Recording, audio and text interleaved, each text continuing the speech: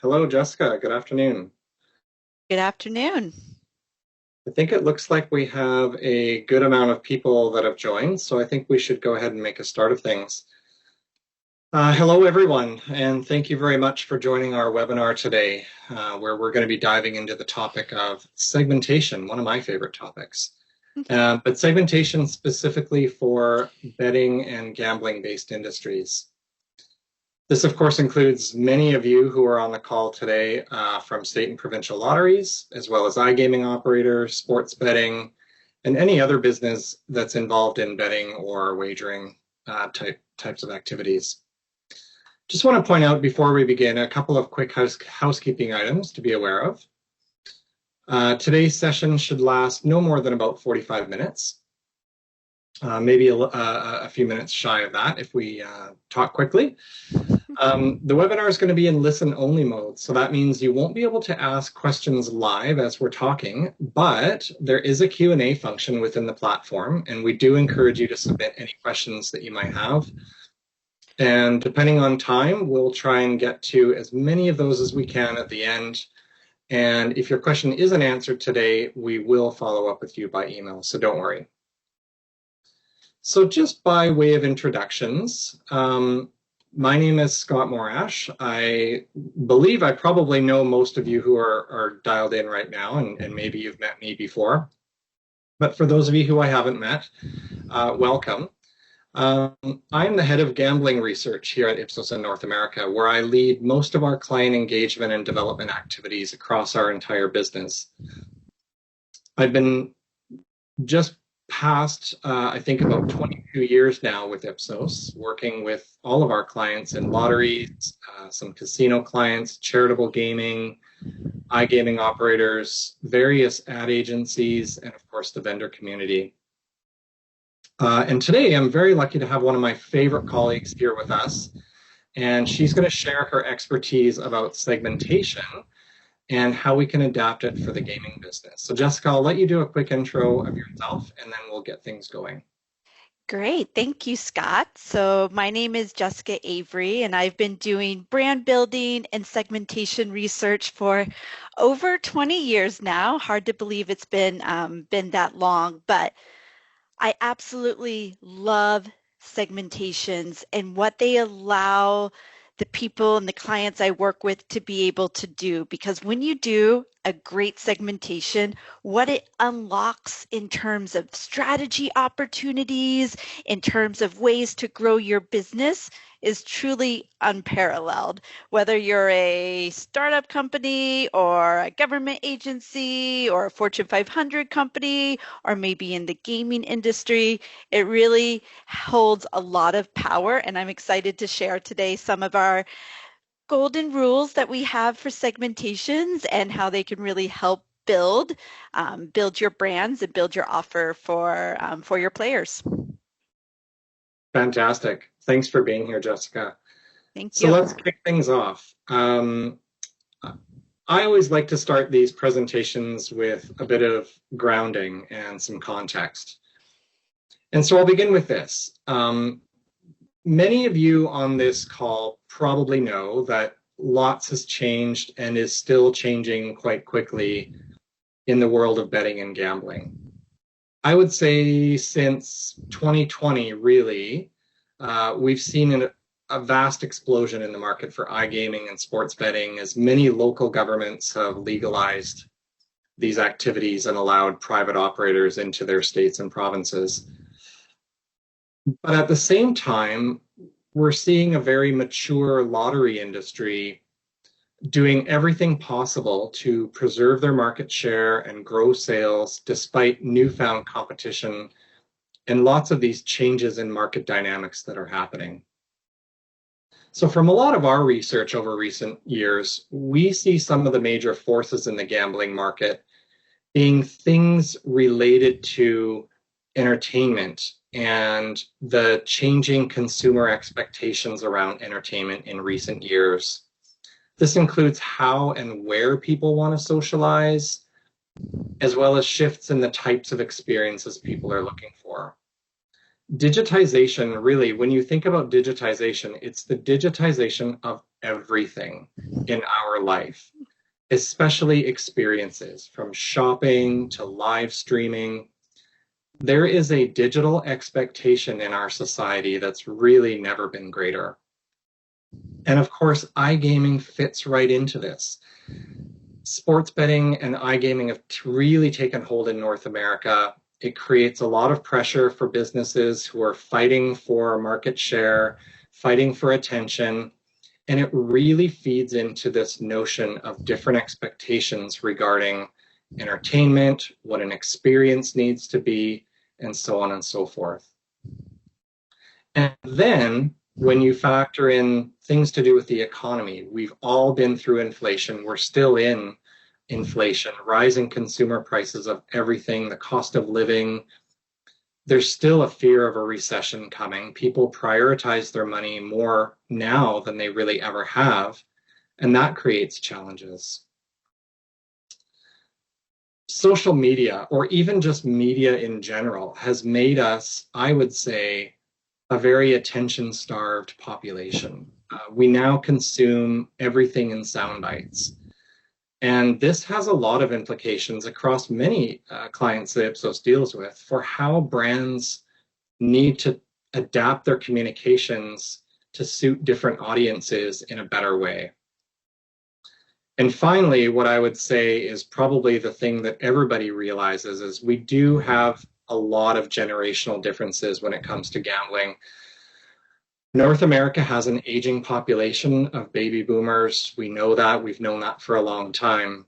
But in this type of market, this generational context has vastly different needs and expectations for betting, creating different demographic profiles across betting categories. And in fact, as an example, if we look at what's coming up on the next slide, when we look across the business, just sort of broadly, and we look across the multitudes of research and data points that Ipsos has collected in the last few years, we see some pretty common generational patterns in usage of betting categories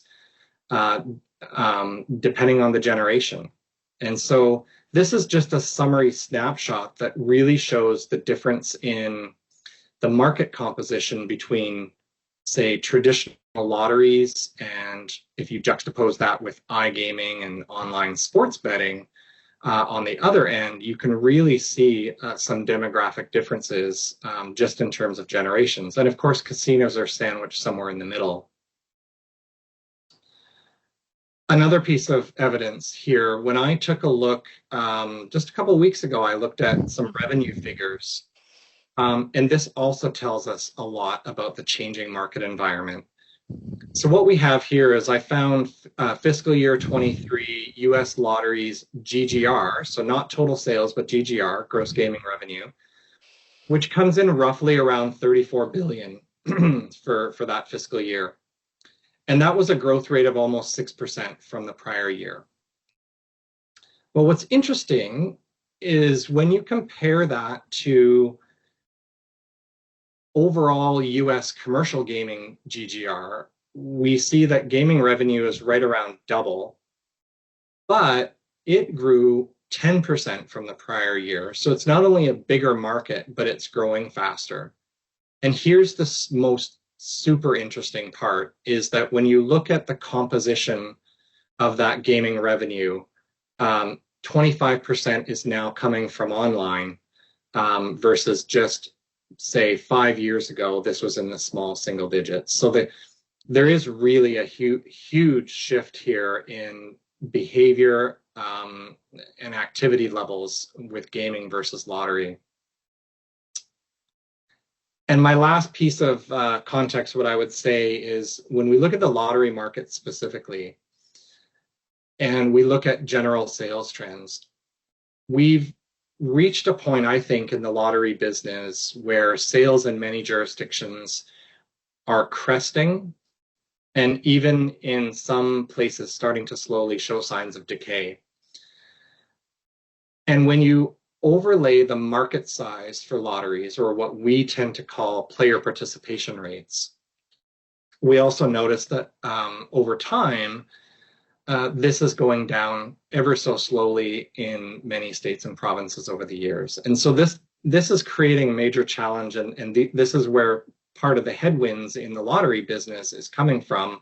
A lot of these market dynamics, a lot of the competitive activity, aging population, all of it kind of rolled into one has really created a challenging industry. So all this is to say that from everything we've seen in the industry in the past several years, now is as good a time as ever to hit that proverbial reset button and take a fresh look at the total betting market and really dive in and understand what we can do differently, how we can look at things differently.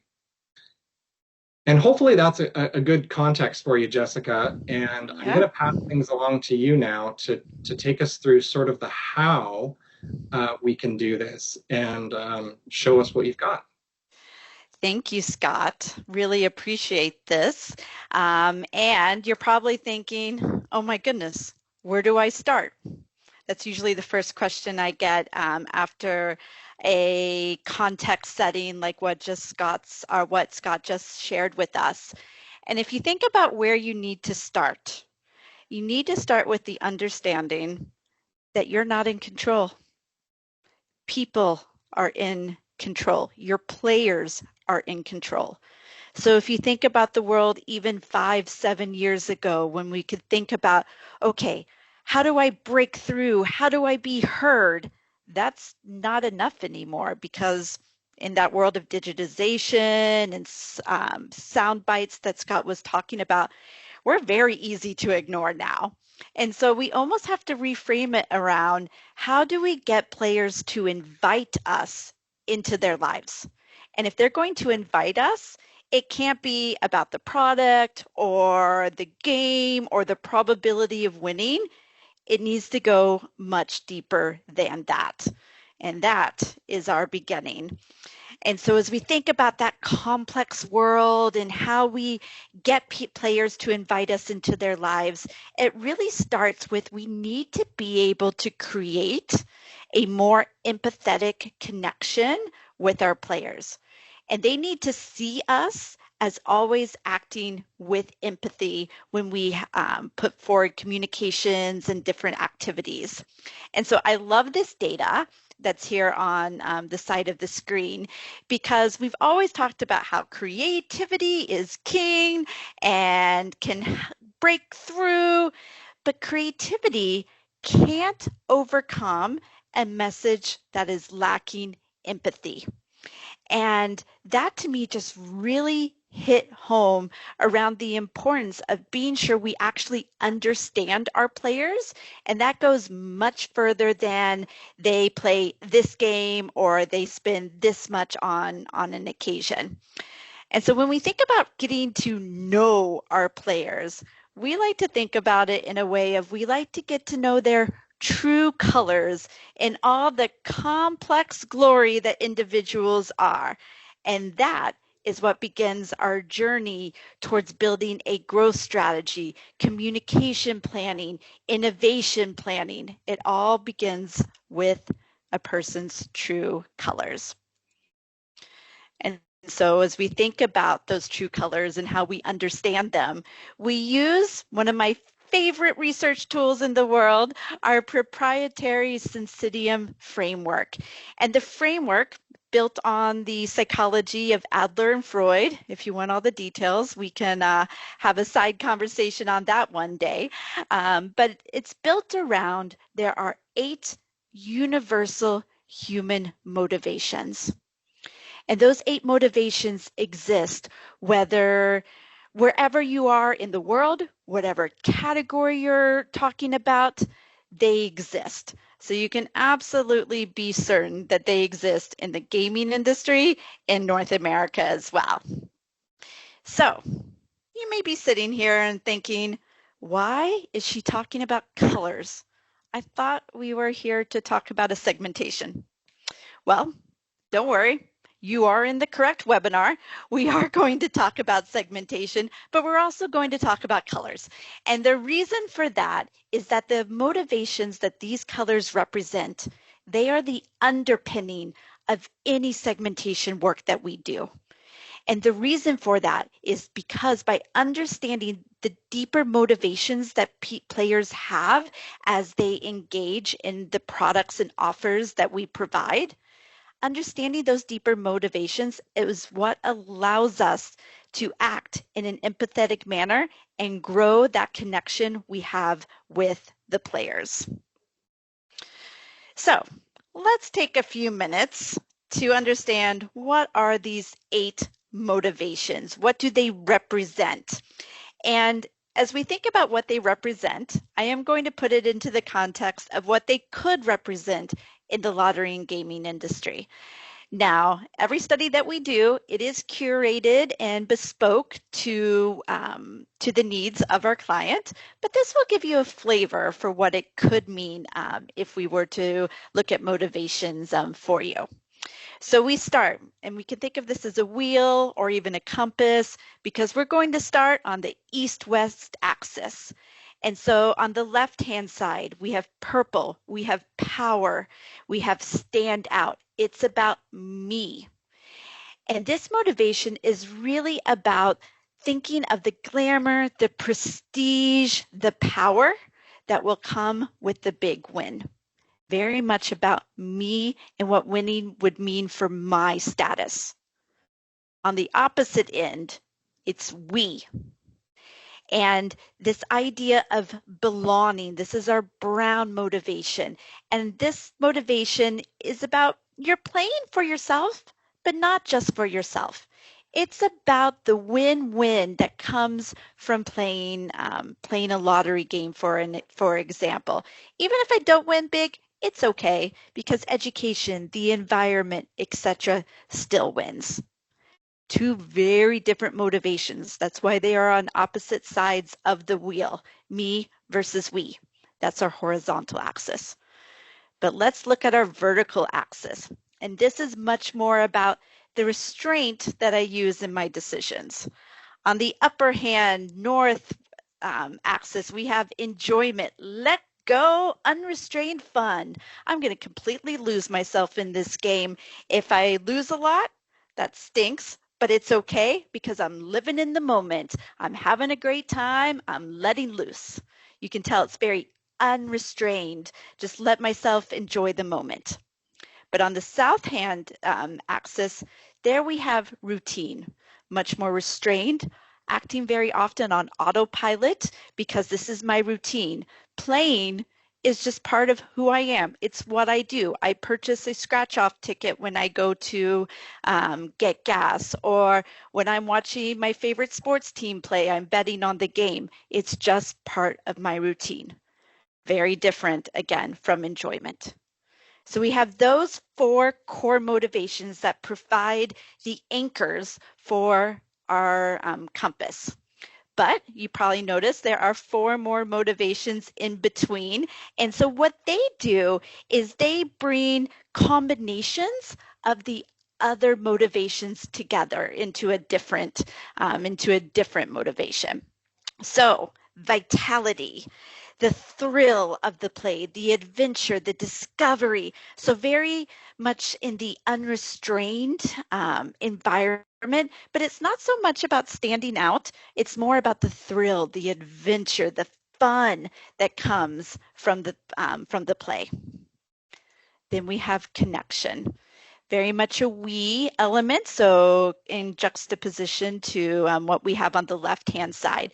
And connection is, as it says, it is about sharing the fun of playing. So it's not just about me, it's we as we play together. Bottom right-hand corner, we have blue and security. In the gaming industry, you can think of this a little bit more as reassurance and escape. That's how this tends to come to life in your industry here. It also comes to life similarly in food, interestingly enough, or any other type of entertainment. And that it's that mini escape from day-to-day life. And the reason that it's in this blue territory is because it's not supposed to be a surprise. This is something that I know I'm going to have fun. I'm going to enjoy myself, and it's going to be that little mini escape. There's still some restraint in it, so it's not indulgence, but it's that escape. And then last, but certainly not least, in our left-hand corner, we have our uniqueness motivation, and can definitely see this come to life in this industry, because these are the people, they see themselves as unique because they have a smart strategy. They're going to beat the odds because they're thinking outside of the box. And that's very much a part of who they are as people, is that they are looking to outsmart everyone else. And so hopefully that gives you a great grounding in terms of the 8 motivations. But when I think about the power of segmentation in particular, it's that it goes beyond those 8 motivations. And those times that I find it's the most powerful in unlocking new opportunities, new territories, new ways to connect with players is when we see motivations combined together. And how that works when it combines together is pretty powerful. Now, I would love to show you some gaming examples here, but confidentiality reasons, I can't. But I want to bring this point to life via some outside of category examples, because I think it's really just so important to seeing how motivations in segmentation can really drive new potential. All right. So in two examples, I'm going to give you two very different categories. The motivation that our clients are going to target, or were targeting at the time, resided in blue. So there were elements of this mini escape from day-to-day life that existed in both situations. But they combine with the second motivation that are different, and it creates a whole new understanding of what mini escape can be. So in example number 1, we have everyone's favorite way to start the morning, or at least most people's favorite way, the breakfast sandwich. From a fast food restaurant, you name it, Tim Hortons, McDonald's, Wendy's, but that lovely breakfast sandwich. And what was so powerful about the launch of, not necessarily the launch of breakfast sandwiches per se, but the more recent launch of the all-day breakfast, and that's specifically what I want to talk about here, is that it tapped into the indulgent side that comes with having lunch in a fast food restaurant, but it also tapped into, it was a bit of a mini escape, because this has been one of my favorite foods since I was a young child. I've been eating breakfast sandwiches all those years, and now I can have it for lunch, and it can be that mini escape. That was what unlocked all day breakfast, and the success that the McDonald's of the world have had with it is the ability to tap into this nuanced new motivation that was the combination of escape and letting go the indulgence of eating out. All right, so that's one example. But let's look at what happens when you combine mini escape with vitality and the thrill of adventure. Now, I'm going to go out on a limb here and say that most of us either currently or have owned an ebook and or an e-reader and read ebooks on it. Kobo, and the reason that we all know Kobo so well, and maybe not some of the others that launched at the same time, Kobo tapped into not only that it was an easier way to carry your books around, but really tapped into, this is the new, better way to have the beauty of what books offer, which is a combination of not only escaping from the everyday world, but the adventure, the discovery, that the vitality that comes from having books at your fingertips. There's a reason Kobo's still there. Those that stuck with Mini Escape, you're not going to find them anymore. And so what I hope this really shows to you is that the segmentation, when it starts looking at groups of people that share common motivations, the beauty is not only it's this motivation or that motivation, but the beauty is in how those motivations come together to form insights into new opportunities and new ways of talking to people. So that brings us to golden rule number 1. Motivations, what consumers expect emotionally from you, not just functionally, should be at the core of your segmentation. This is what's going to give you that unique opportunity to truly act empathetically towards your players and help them understand that you get them. You get what they're looking for, what they want out of the experience. And that's what's going to differentiate your offer from not only the complex gambling world that's out there, but the complex entertainment world that's out there vying for their attention as well. All right, let's move on to golden rule number 2. And this one we have to think about before we even begin a segmentation. Happens at the very, very beginning. And that really revolves around this idea that segmentations, as much as we want them to be, they are not a silver bullet. They are not going to answer every single marketing question that you've ever had. And so if you're looking at a brief and your stakeholders are saying, I want to understand how to improve my marketing, I'm afraid we may actually be setting ourselves up for some disappointment. And the reason for that is that segmentations or any piece of research can't answer every single question. And whenever we try to go really, really broad, what can start happening is that we answer every question a little bit, but no question really well.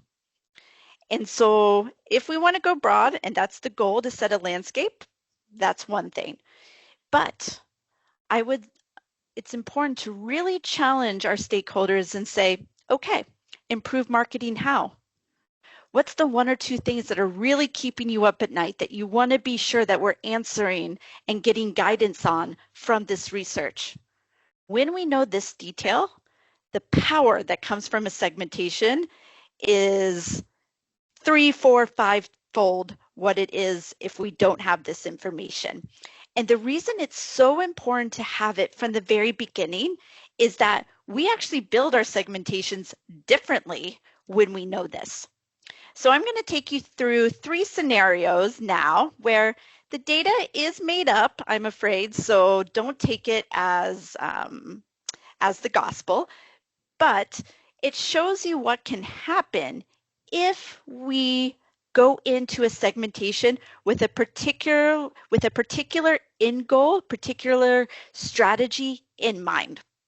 So this first scenario is specific to the lottery industry, but it could apply to really any industry out there. Anyone that has a portfolio of products that need to attract different audiences and be incremental to each other. I mean, after all, that's why you have a portfolio, is to drive incrementality versus what you already have. So in this scenario, the client wants to build a portfolio of scratch-offs so that there's a scratch-off for you regardless of how you are feeling. And so when we know this, we of course start with our motivations. They remain critical and core to the approach, but we tie in what products people associate are buying when they have that motivation. And the ability to tie those two pieces in together creates a whole new way to approach portfolio understanding. So in this example, we have 3 targets that we're interested in going after. In this scenario, we have the four items within our portfolio. And each item has a unique target, a unique motivation that it needs to deliver against. And by tying these together, this is the first step in building out an incremental portfolio strategy where we have different purposes for each of our items, we have different people we're going to be trying to reach, and we have a different reason for being for each of them. All of that is what adds up to incrementality based off what we're learning from our segmentation. Scenario 2. So Scott was mentioning earlier on that the lottery, younger players are particularly going towards the gaming industry and playing lottery less. And so regardless of which industry that you're in, whether you're trying to reach more younger or you're trying to connect with them, it can be very common to hear, we need to find a way to connect with younger players and continue to grow our player base. Cool. Motivations are part of that, but it can't be the only thing we look at in our segmentation. We need a segmentation that actually builds in age as part of that to really be able to answer the question. So in this example, what we are doing is we're plotting different motivations, different segments based on off of those motivations on this lovely axis here of age across the x-axis and frequency of play across the y-axis. So just want to start to give you some insight into what the results could look like. So first we have the brown. I realize it's not so easy to tell that it's brown here, but it is brown. Segment 1, youngest segment of all, decent frequency. Probably something we're going to want to look a little bit deeper into to answer this question of how we grow our younger player base. Purple and yellow, very interesting. They are younger, but they're not as frequent of players. So tapping into those motivations is not going to give us the same return on our investment, return on our spend as the brown. But what about the orange here? Not quite as young, but really high frequency.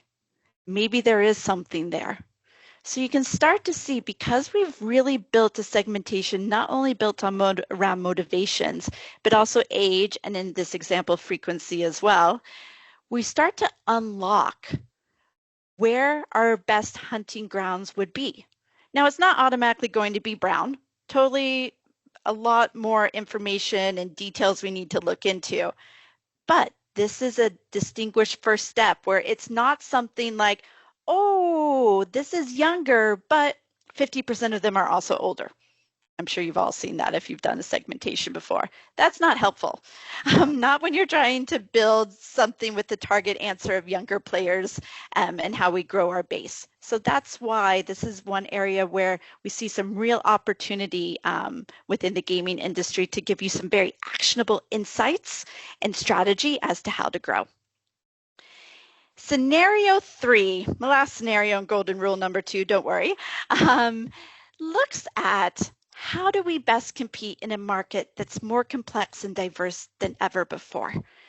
This is some of my favorite because it gets pretty juicy when we're looking at what's happening underneath the hood.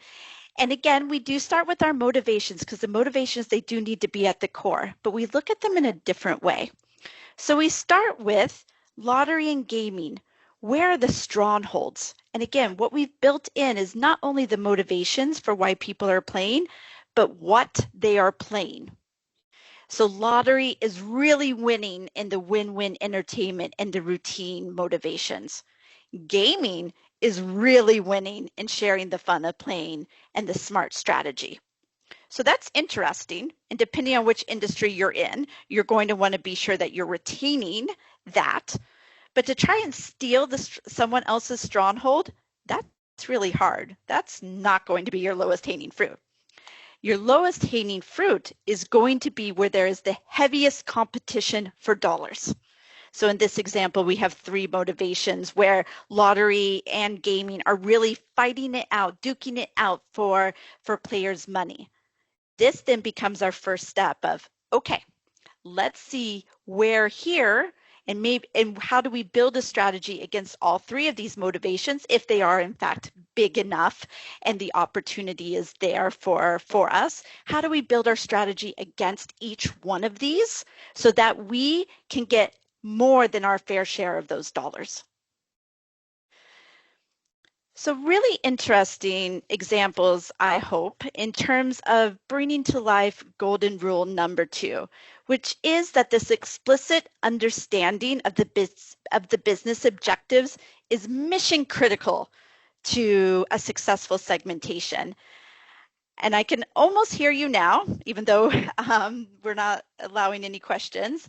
I can almost hear at least someone saying, so you mean I have to do more than one study? And I do sometimes get that. But what I want to stress here is that we're not saying do multiple studies.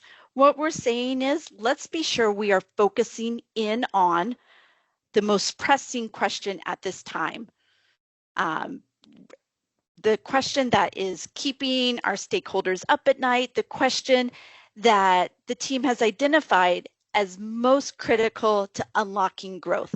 That's what's going to make segmentation so incredibly powerful and increase not only the ROI you get out of your research dollars, but the ROI that you get out of the money you put into activating the segmentation. Because if you're trying to increase play among younger people, and you know that the target you have is going after younger people, that automatically starts to increase the ROI that you receive. Okay, on to golden rule number 3. And even if you do a segmentation delivered against the key business question, motivations are at the core, we will often still hear activation is a challenge. How do we get our stakeholders in the organization to use this amazing learning and not just put it on a bookshelf? So, wanted to be sure to address this because I am certain that we have all faced this at some point in our careers. And there's a few steps that we can take to help with this. Step 1 is developing engaging personas. And I'm specifically saying personas and not profiles. I have seen so many segment descriptions, profiles with lots of charts, lots of numbers, lots of data, which is great if you're a data geek like I am, but makes it more difficult to bring the learning and the insights to a broader crowd. And that's why we're trying to move away from that and develop more engaging personas. So this is an example of one I created that was someone's Instagram feed actually, where we used quotes that they had given us and different things that we knew about this segment from the research we had done to bring to life the person, to personify them so that you start to get a feel for, and this is a purple power person, someone who wanted to stand out and have the status of standing out, but you start to get to see how it comes to life a bit more.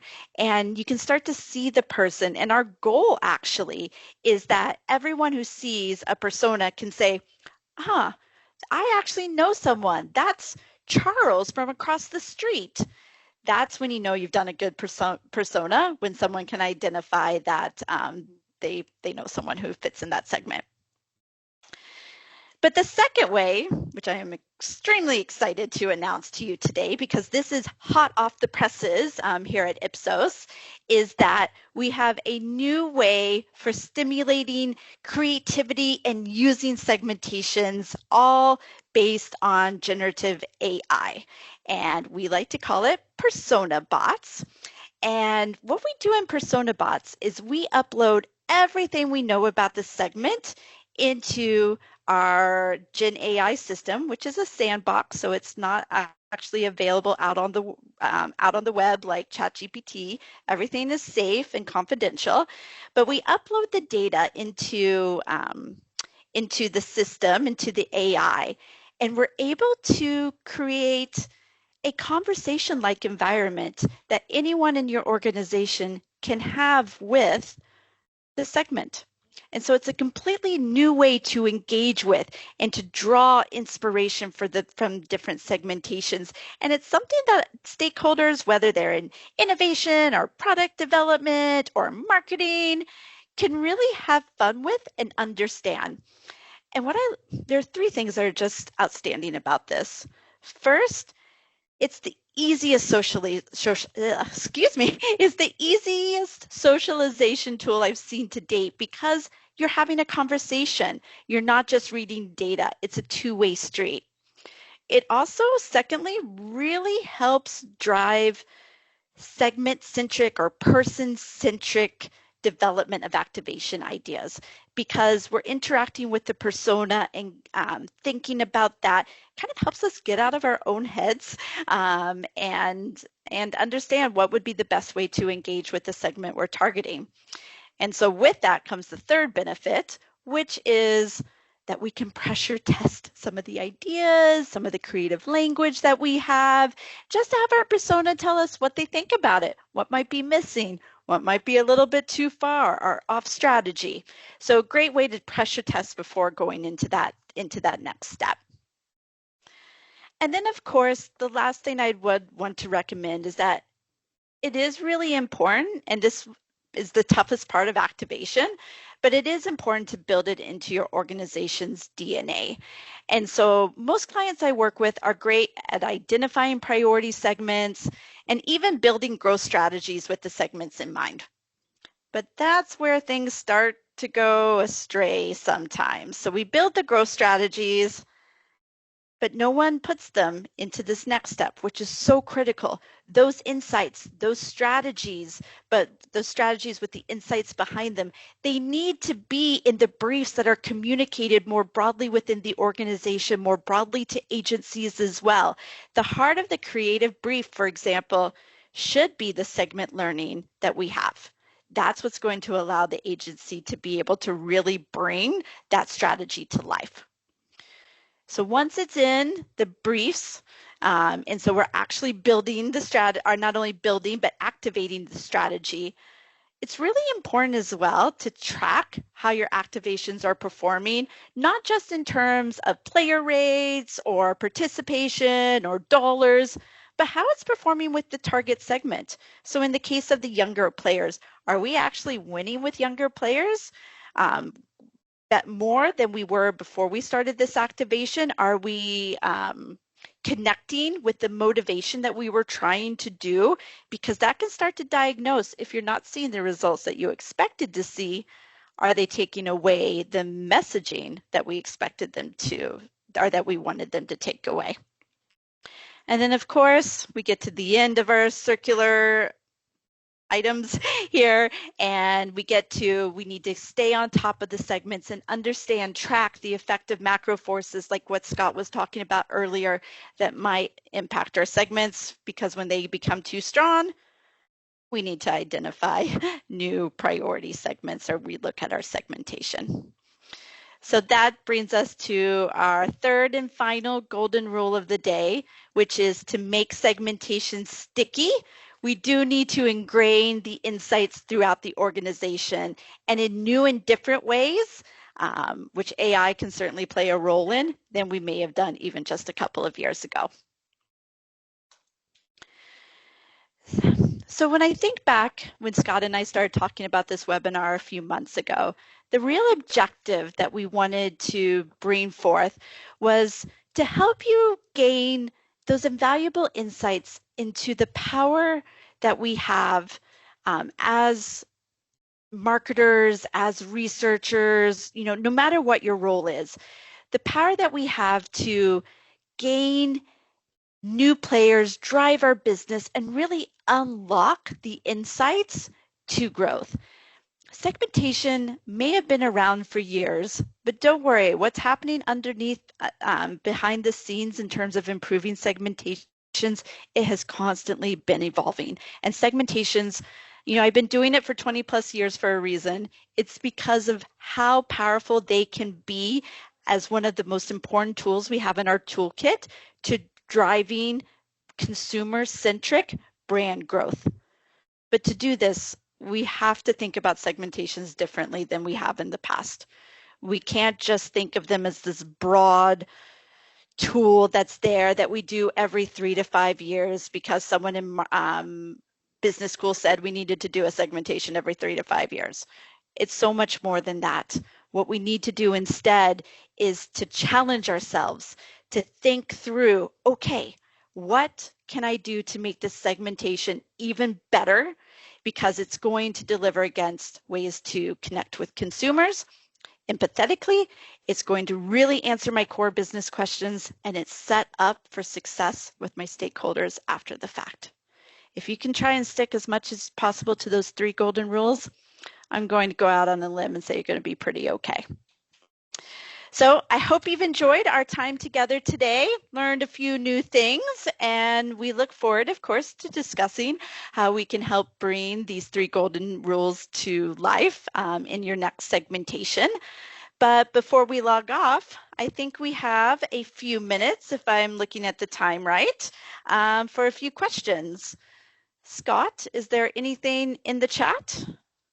Yes, actually, and I just want to say thank you very much, Jessica. That was really, really Oh, interesting. thank Um, you. and we do just have a couple minutes for a couple of quick questions, so Okay, hopefully we can get through a couple quick ones. cool. This is one that I saw a couple of different people in different kind of wording put in, but I'll kind of summarize the essence of it. Okay. Our company has a segmentation that's a few years old. We haven't refreshed it for a while, but it's probably due. But we use it a lot and it's pretty ingrained in our culture. And so how would you typically recommend handling situations like this? Mm. That sounds like a tricky question. Yeah, it is. But first, I want to compliment the people who submitted that question on ingraining the segmentation into the culture. I do get quite happy when I hear that. This is a tricky question, but it's one that I have quite a bit of experience with. I've had the pleasure of refreshing quite a few segmentations in my career. And what it means is that we do have to think about what I call change management from the very beginning. And so we approach the segmentation, but also the delivery of the segmentation in a bit of a different way, because we know that we need to be sure that we're bringing everyone along for the ride with us. So the first thing that we need to look at is really understanding, okay, is the business question fundamentally different at this stage? So going back to what are we trying to answer, that's the first thing we need to understand. If we're really breaking off from that old segmentation and going in a new way, or if we're still in the same path. So let's assume we're in the same path generally, because that's normally the case. The second thing that we really need to keep in mind when you're in that situation is you don't change for the purposes of just for the sheer purpose of changing. And so when we do refreshes, what we typically find is 3 or 4 segments are close enough to what they were 3, 5 years ago that we can say, you know what, this segment mostly holds, but here's what the new things you need to know about it are. So that usually happens for 3 to 4 segments. We usually have 1 or 2 segments that no longer exist. So we explain through macro forces usually why those no longer exist. And then we typically have 1 or 2 new segments that appear as well. And those are the ones, when it comes time for socialization, change management becomes a key part of it. And those new segments are actually the ones we spend the most time on, because we want to bring that learning and understanding of who they are back to are up to the same levels that the past segmentation was on. So that socialization becomes very much about change management, bringing people along for the ride so that they see, oh, okay, what you're saying makes sense. I understand why we don't have these 1 or 2 segments anymore and why these 1 or 2 new ones are there. And if we do a good job on that, and people are open, which they usually are, I find that we can work around the challenges of potentially some new segments or a new segmentation in an organization. Wonderful. Just looking at the time, let's try and squeeze in one more question. Okay, Here's a I'll good try to one. be quick. And this one kind of picks up on something that you already said in one of your golden rules. So I've already done a segmentation and our company is struggling how to activate it. What do you recommend? Well, I recommend you throw it up and throw it away. No, just kidding. I don't recommend that. That's me attempting to be funny. Yeah, that's a tough one, but I would, and you mentioned that in the golden rule, I would recommend going back and re-looking at it as much as you possibly can through the lens of a specific explicit question. whether it be I'm wanting to grow frequency of play or attract a younger base, um, or looking at through portfolio.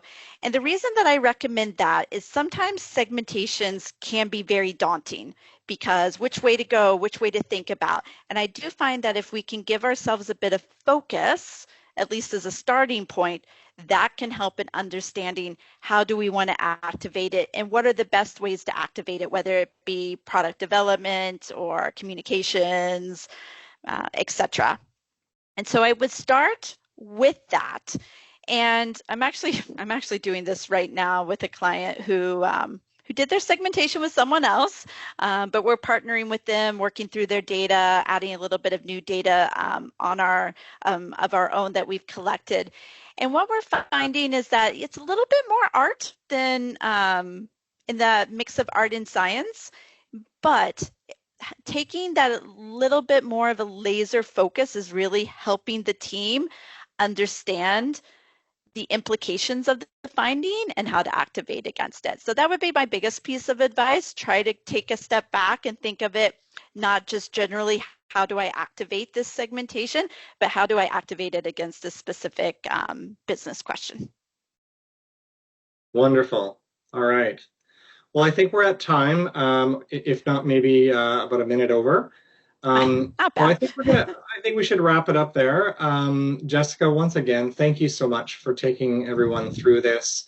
I always learn something every time you do a presentation, so thank you for that. Thank you. And thank you to all of our attendees who joined today. I really appreciate Thank you. it. We will follow up with some email, and this webinar will obviously have been recorded, and you can all get a link if you want to pass it around to anyone else in your business. And enjoy the rest of the day. Thanks very much. Bye, Jessica. Goodbye.